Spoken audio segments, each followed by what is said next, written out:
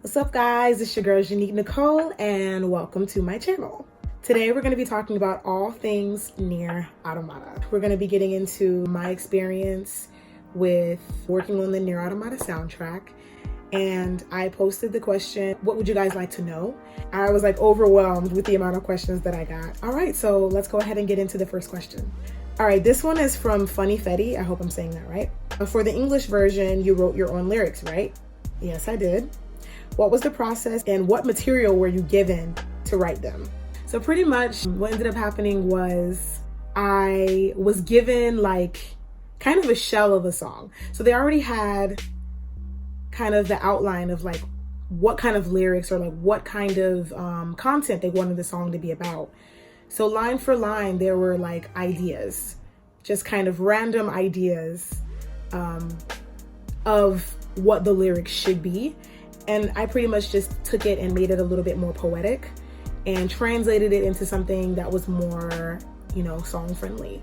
The melody was also laid out for me as well. So it took me maybe, I'll say it took me about a week or a week and a half to actually get everything finalized.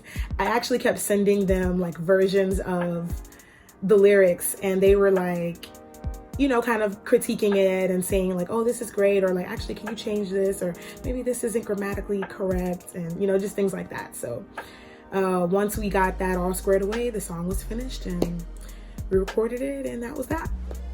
All right, next question. This is from, oh God. This is from RX0 Rudy, I guess yeah. I'd like to know how the production team or whomever contacted you about the opportunity, or if you auditioned. I met Emmy Evans, who was the other singer for NieR, and she's been on this project ever since the very first NieR. I met her when I first moved to Japan in 2012. We did a gig together that my mom was also on, and you know, we clicked, and I thought she was like the sweetest person ever. And she pretty much, you know, she was like, let's keep in touch. And we actually ended up not really keeping in touch, but 4 years later, she reached out to me and she was like, you know, I'm looking for someone to be a part of the video game soundtrack. Is that something that you'd be interested in? And I was like, yeah. Pretty much I went to Monaka Studios and I auditioned and I ended up getting the part. And the rest is history. Next question. This is from T Carcam. I hope I'm saying that right. I feel like I'm butchering all of these names, and if I am, I'm so sorry. I would like to know if you had any creative control, like were you able to pick which songs to sing or how to sing them? And did you record with everyone together or separately? Okay, so that question has a lot of parts. I'm gonna have to kind of break it down. For Weight of the World, I had a little bit more creative control than I did on any of the other songs, mostly with the lyrics, but not necessarily of the overall idea of the lyrics. And with the other songs, there was a lot of direction. So Okabe-san, he had his vision already there, and he pretty much just gave me his direction, and then I went with that. So there wasn't really much creative control, unfortunately, but I mean, it's still a dope soundtrack, and I had so much fun creating everything, so it really didn't even matter. The last part of that question was, did you record with everyone together or separately? It was all separate. So it was literally just me in the studio by myself. Next question. Were there any particular songs that were hard to sing in the chaos language? And were there any that made you super emotional to do? I'd say pretty much all of them were pretty difficult to sing in the chaos language because I'm not used to singing in chaos language, you know, like it's not English. So it was like kind of hard to figure out what emotions to put into the songs and what intensity to sing with and everything. But Okabe-san was like really good at, you know, giving me the direction and letting me know what intensity and everything to sing with for each song. So again, it didn't really matter much. The other part of that question is, were there any that made me super emotional? I think, I would say maybe A Beautiful Song is what made me kind of emotional. Just, you know, it's funny because I didn't really know what it was about. I just knew that it was kind of like the boss battle part. So I figured like, you know, maybe there'd be a lot of anguish. So I tried to sing it with as much anguish and like power as I could, because that's what, you know, Okabe instructed me to do.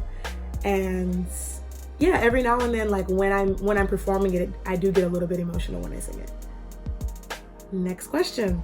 It's from Alana Berry. She said, I'd love to know some reflections on what the NieR soundtrack means to you as someone who helped create it. I think with this being my very first video game and with it being a style of singing that I'm not really used to, it kind of means versatility for me, broadening my horizons and realizing that I'm capable of doing more than I thought I was.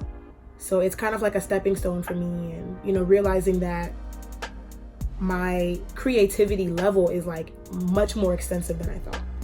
All right, next question is from Laser Printer.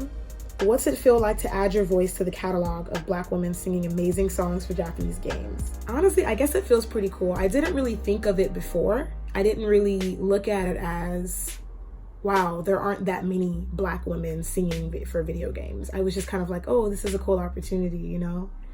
And so when I would see posts on Twitter about like Black History Month, like, oh, Nicole, she, you know, sang for NieR Automata, like she's one of the few Black women who sang, you know, for video games. I was like, wow, this is pretty huge. So I definitely feel honored to be among those women.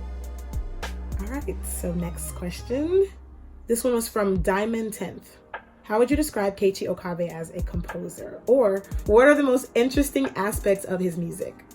Because I haven't heard any of his other projects besides NieR Automata, I'm just gonna say that he's really good at bringing out emotions in the music. And it's like he's kind of like telling you how to feel. Because I feel like a lot of people, when they play NieR Automata, it's like they're automatically overcome with certain emotions.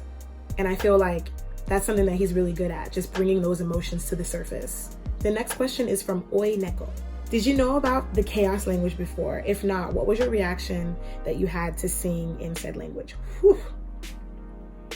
I had definitely heard Emmy talk about the chaos language, and I was like, oh, that should be interesting. But honestly, initially, I thought that I was only going to sing Weight of the World. But when I found out that I was also going to do those songs too, I was kind of nervous, and I was like, can I do this? I don't really know. But obviously it came together pretty well, and it helped me realize my own strength and ability as a singer. The next question is from Spectral Fusion. That's a cool name. Was there a teaching or workshop period between yourself and Emmy for the chaos language? If so, what were some of the pronunciation and vocalization tips and tricks you learned? Did you get to put your own little twists on it? I wish there was a workshop.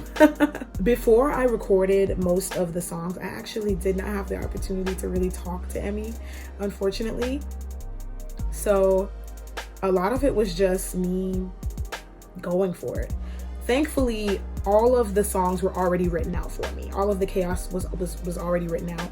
So pretty much Okabe and Hawashi-san just pretty much gave me that direction. Like, oh, for this song, can you make it sound like this language? It was really difficult for me to do. I had to do so many takes because there were moments where they weren't happy with it. And there were also moments where they were like, okay, it's fine. And I was like, no, let's do that again. So yeah, it was definitely quite an experience.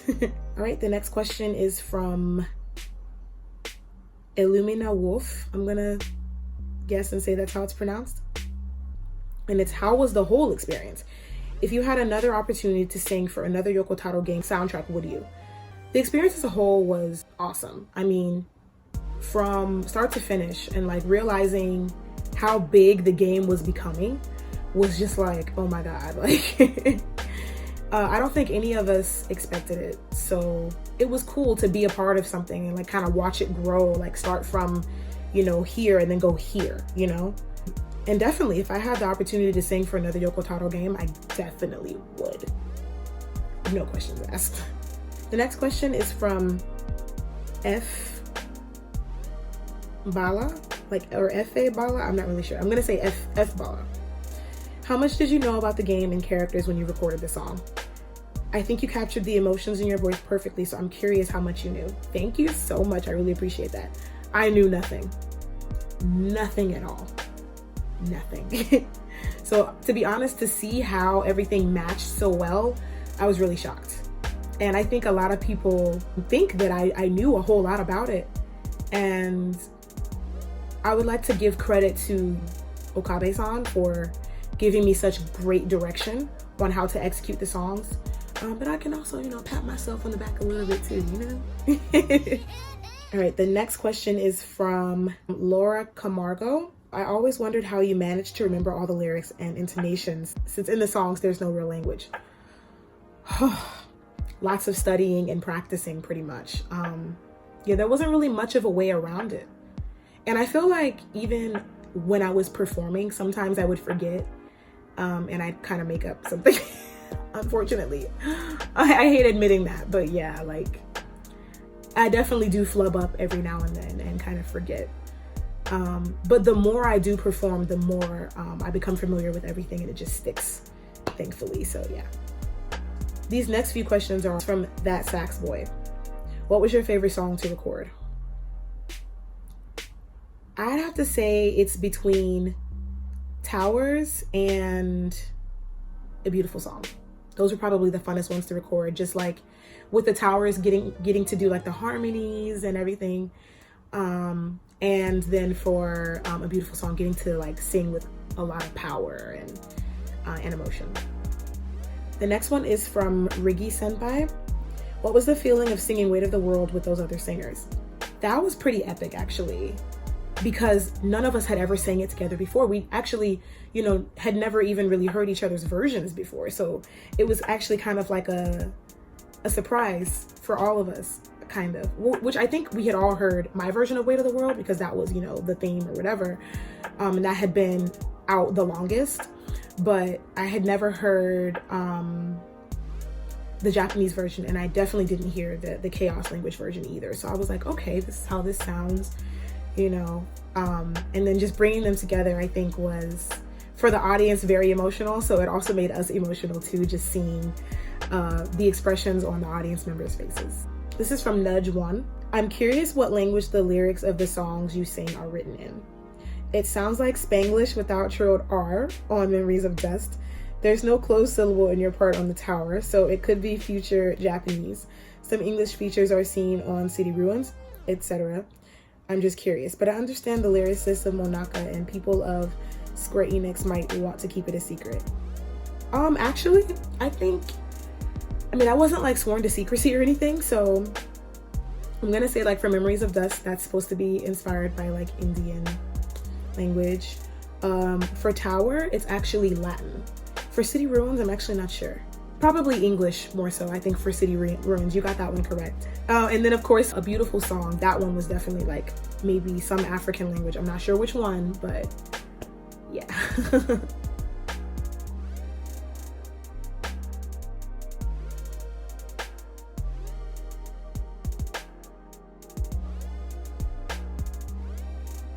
And don't call me babe.